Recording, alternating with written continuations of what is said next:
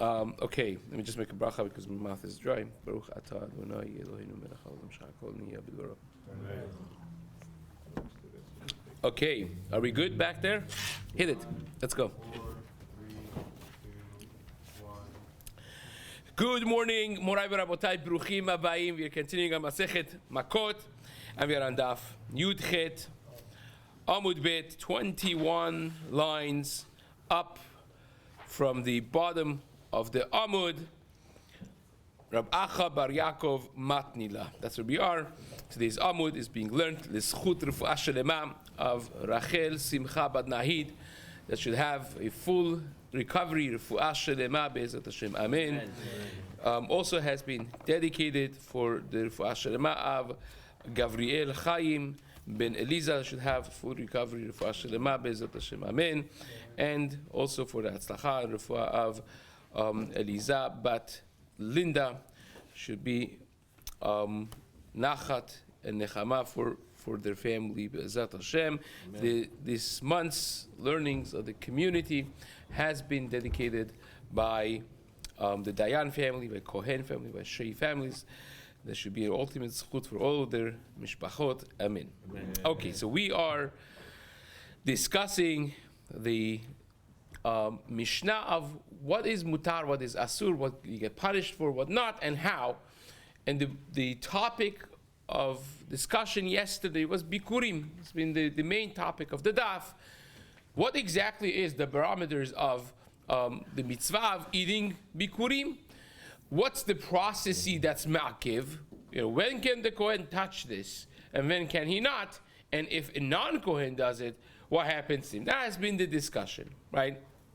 So we learned yesterday in the name of Rabbi Eliezer, the name of Rabbi Hoshaya, that bikurim hanacha ma'akivet bahen, kriya lo ma'akivet bahen.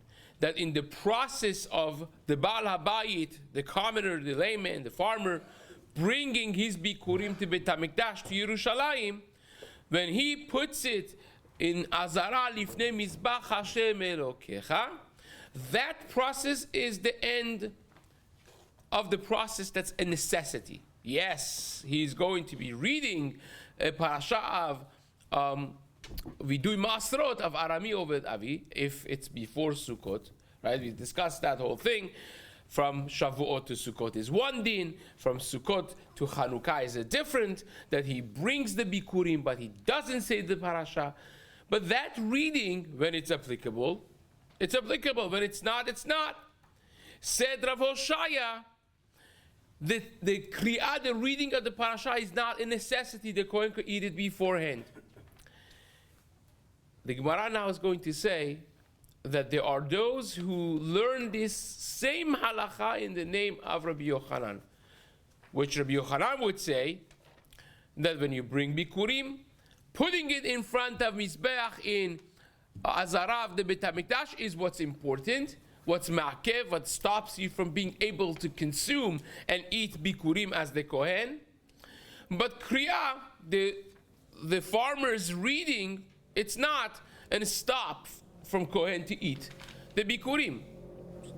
That's the same halacha, just in the name of Rabbi Yochanan. The only problem with it is, Rabbi Yochanan seems to have indicated clearly exactly the opposite of that, which becomes the topic of the beginning of the Amud today. So let's learn together. Says the Gemara, Rav Acha Bar Yaakov, matni lah kede Rabbi Asi, Amar Rabbi Yochanan. He learns the same halacha, but the only difference is, he says Rabbi Asi said this halacha in the name of Rabbi Yochanan. Instead of saying that Rabbi Elazar said it in the name of Rabbi Hoshaya, he says the chain of command was different. Rabbi Asi said this, the Talmud of Rabbi Yochanan, in the name of his Rabbi Yochanan. What's the halacha? Halacha ma'akivet, kriya lo ma'akivet. In other words, Rabbi Yochanan said, when you bring bikurim, you put it in front of the mizbach in Azara. That's what's important. And now he has a question. Rabbi Acha Bar Yaakov, who said this, says, wait a second. The Rabbi Yochanan. It seems to be a contradiction between two members that Rabbi Yochanan said. Umi amar Rabbi Yochanan, bikurim hanacha ma'akevet bahen, kriya en ma'akevet bahen. Did Rabbi Yochanan really say that by bikurim only hanacha, putting it in azara, is important, is ma'akev, but reading, the farmer's reading of Parashat Bikurim, the Vidui Maaser, is not, and stop is not important? We know, says the Gemara, that Rav Asi himself, you're telling me that Rav Asi said in the name of Rabbi Yochanan, Rav Asi himself was the one that asked Rabbi Yochanan this question in the Bet Midrash, and he got a completely different answer. Ba'mine, Rav Asi mi Rabbi Yochanan, Bikurim me matai mutarin lekohanim. When does Bikurim become mutar for Kohen to eat? Right? The farmer brings the Bikurim, the Kohen eats it. It becomes the property of the Kohen. So when does it become the property of Kohen? When can he eat it? Says the Gemara. V'amani, Rabbi Yochanan answered him, Harewi likriya. It's completely different answer, completely. Like 180 different.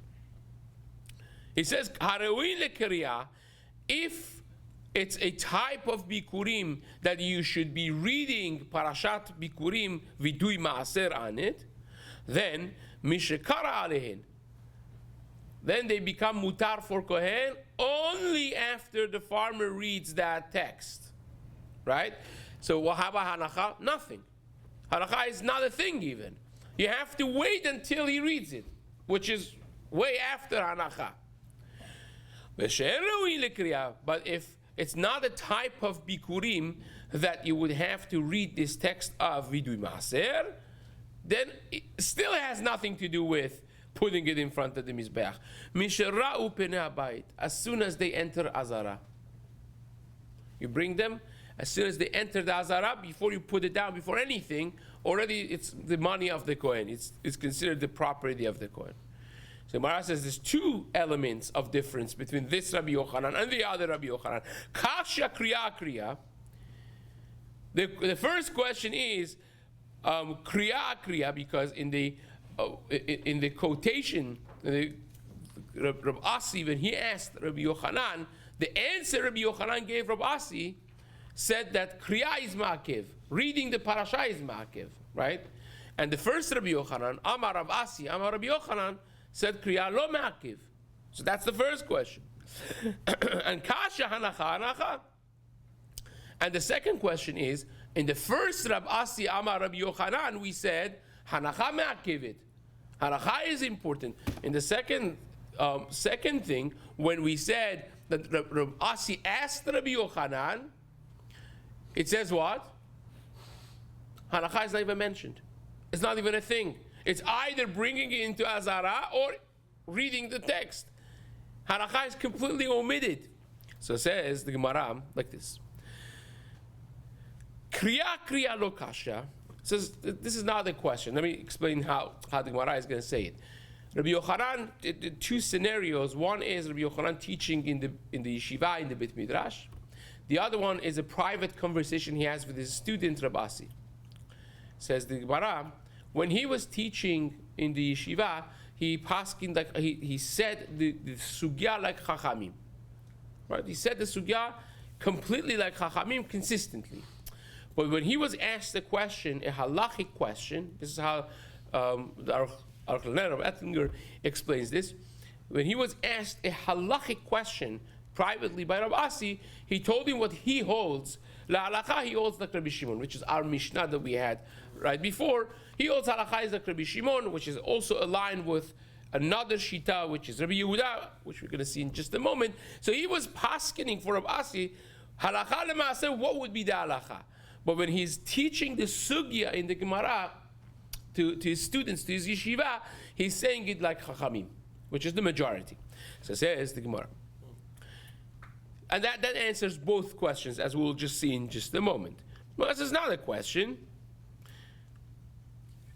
Kriya kriya lo kasha. This reading of the text is not a question, because ha Rabbi Shimon, ha Rabbanan. When Rav Asi asked Rabbi Yochanan, What's the halacha? He told him like Rabbi Shimon. According to Rabbi Shimon is our Mishnah, right? Everyone remembers that. Rabbi Shimon holds that Kriya Ma'akevet, Hanacha, and Ma'akevet. So therefore, he told him like Rabbi Shimon that Kriya is Ma'akevet.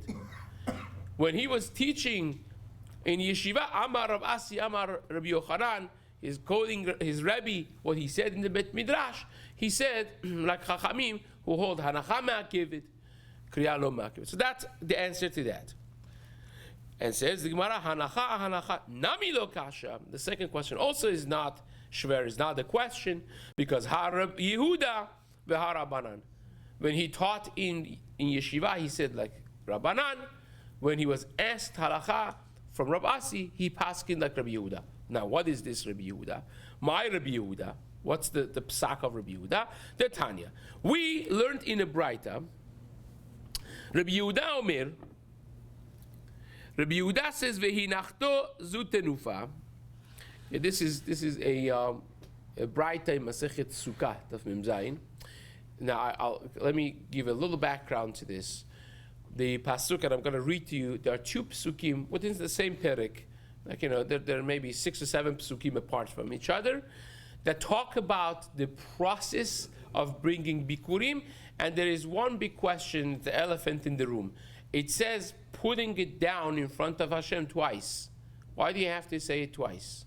Now, if they mean different things, because vehinachto or vehinicho could mean different things. Did you ever pay attention? I bet people don't pay attention that le'aniach means to put, of course, right? But it also means to guide, right? Machane, that's how it means tachana. But also it says lanchotam aderech. The pasuk says Hashem would guide them through the path. So it could mean tenufa. When you say vehinicho, it could mean you put it in front of Mizbeach, or it could mean you do the waving of the things that they do. They had to do tenufa in the Bet HaMikdash. Number of korbanot, number of things, bikurim is included. They needed tenufa. They needed to be waved around before the Mizbeach. So what does it exactly mean when you say twice? If you tell me it's saying the same thing twice, why is it saying it twice? Unless the pasuk wants to tell you, if you don't do this, you're in trouble. That's why the second time is coming to tell you that putting it in front of Mizbeach in Azara is what stops you from eating it. That's ma'akev. Hanacha is a thing, it's important. But if you tell me it's saying two different things, one is putting it there, one is waving it around, then it's not telling me that's ma'akev, it's just telling me that's part of the process. So says the Gemara, Rabbi Yehuda is the one that darshins the hanacha like this. Says the Gemara, Rabbi Yehuda Omer, ve'inachnu.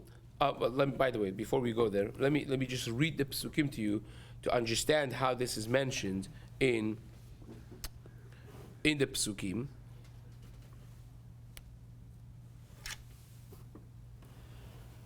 Here, v'lakach hakohen hatene miyadecha. The kohen would receive this basket of bikurim from your hand. From your hand. Remember those words, right? Why do you have to say from the hand? Well, from the head. Who cares? From your hand. And he will put it in front of the Mizbeach of Hashem, your God. Right? So that's one part of it. The other part of it is 6 psukim later, literally, same perek. Now he's reading here. In this case, the farmer is saying, Hashem, I'm bringing to you what you gave me. Hashem, you graciously gave me all this bracha. And you put it in front of Hashem. And you bow in front of Hashem. So here it says that you put it down. 6 psukim earlier, it said the Kohen puts it down. So 2 putting it down, what exactly is that, right? So says Rabbi Yehuda. he's darshaning this difference. Why twice? Ve'inachto, this that it says you put it in front of Hashem, zu tenufa. Rabbi Yehuda says that's nothing to do with putting it anywhere. It means like lanchotam aderech. You are waving it around. A part of what you do is not just reading the parasha, you also have to do tenufa. Right? And then when it says the Kohen puts it down, Chazak Baruch, the Kohen already put it down before. Right? That's few psukim earlier. That's 6 psukim earlier.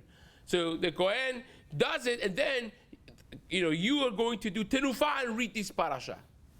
Amazing. That's Rabbi Yehuda.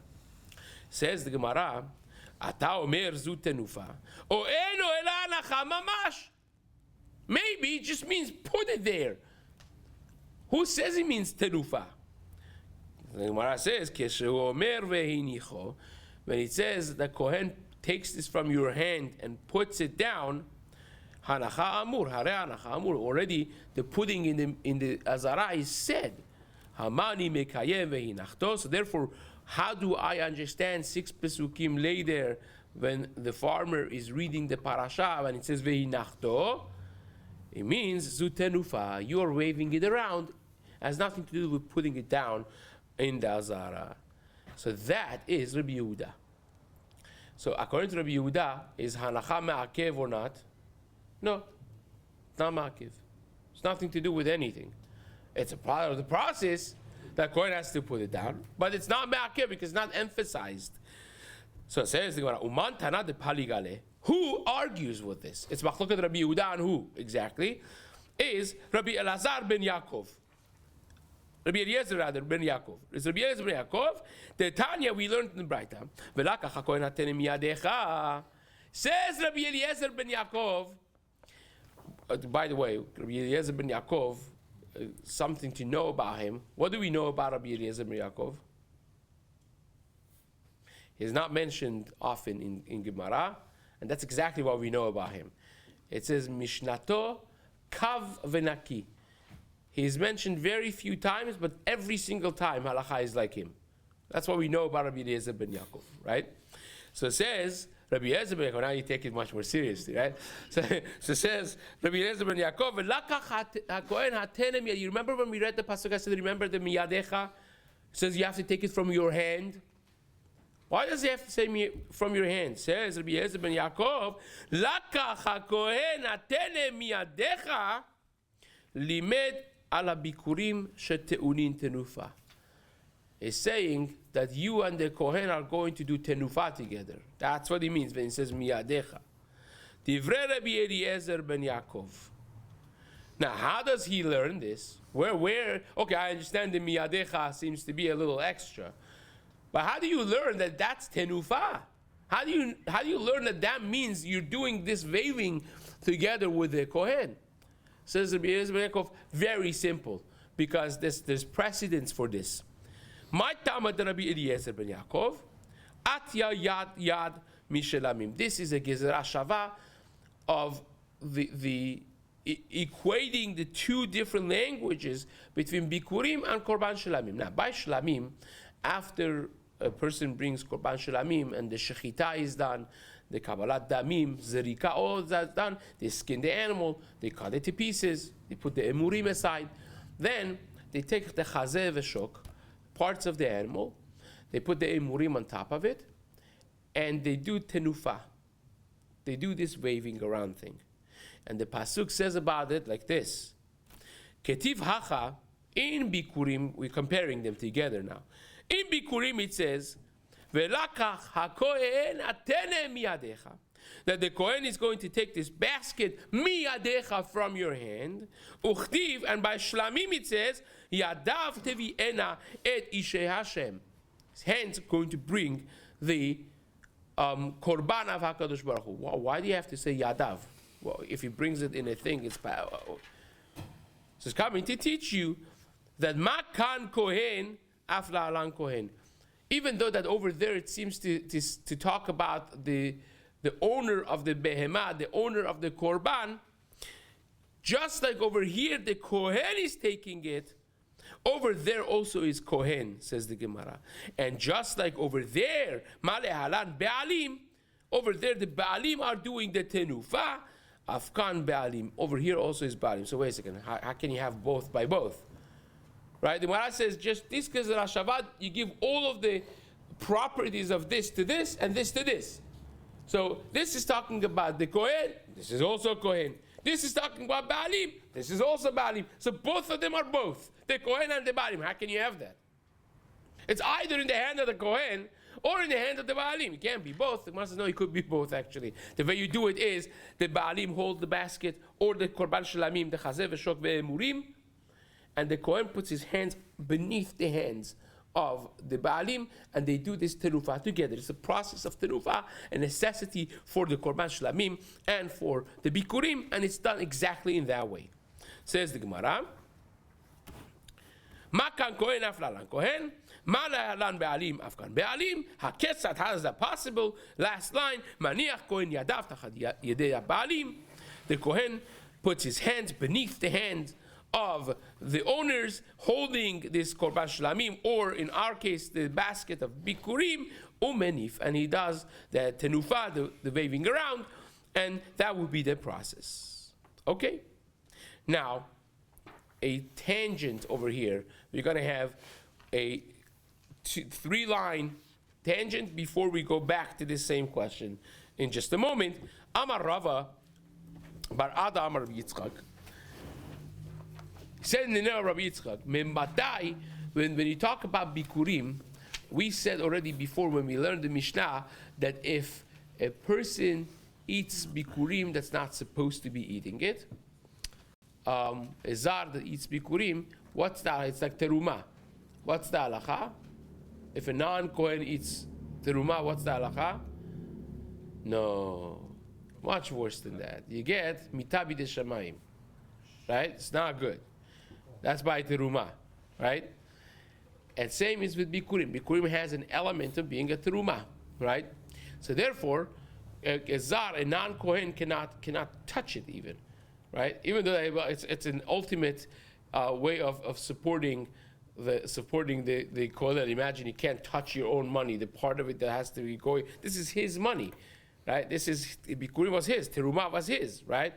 But the part that has to go to Hashem, you cannot touch it. You touch it, so Bikurim, you bring it to Beit HaMikdash. When does it become Bikurim exactly? When? Touch it or eat it? Eat it. I'm saying, touch it, I'm being dramatic, right? You can't touch it. It means you can't eat it. It's his. It's HaKadosh Baruch Hu's. You have to bring it to Beit HaMikdash. So when is that exactly applicable? Well, at home, when you separate the Bikurim, when you put it on in front of the Mizbeach, when you read the when? Says the Gemara, when do you become Hayav Mita Bidei Shamayim if you eat it? Misheyiru Penei Habayit. Not from when you separate them at home in your field, and not from on the way. It's chulin. On the way, it's like chulin. You want this to be bikurim. The moment you enter the azara, the basket enters the azara, already it's considered bikurim. Misheyiru Penei Habayit. Says, before you put it down, before you do tenufa, before you read the parasha, before all of that. The moment you enter, but before that, it's fine. From whatever city you live in, Haifa, and you separated it, and you brought it, that's still chulin. Says the Gemara. Keman, who is this like? Kihai Tana is like the Tana that we learned in the Braita. The Tanya Rabbi Eliezer Omer, Bikurim miksatan bechutzu miksatan bifnim. If you're bringing Bikurim, and half of your Bikurim that you're bringing entered the Azara, half of them have not entered the Azara yet, the ones who have entered the Azara, shebifnim harehen kehekdesh, they already become like hekdesh, lechol divrehem, for everything, and the ones who are bechutz, shebachutz harehen kechulin lechol divrehem, they are like absolute chulin for all their relative halachot, and those who have entered harehen keekdesh lechol divrehem, they become completely kadosh. So that is the tangent the Gemara takes over here, as far as when does this become applicable. So not only not only when you talk about Rabbi Yochanan, Amar Rab Asi, Amar Rabbi Yochanan, that when you bring them in, right, it becomes hekdesh, not when you read or when you put it down when you don't have reading. That is very much aligned with this shita of the Gemara, that it becomes chayav chiyuv mita b'des shamayim only when they enter the azara, when they enter the Bet HaMikdash. Fine. Now the Gemara is going to, well, we're out of time. The Gemara is going to now go back to our discussion, and we're going to discuss it again. Amar Rav Sheshet, bikurim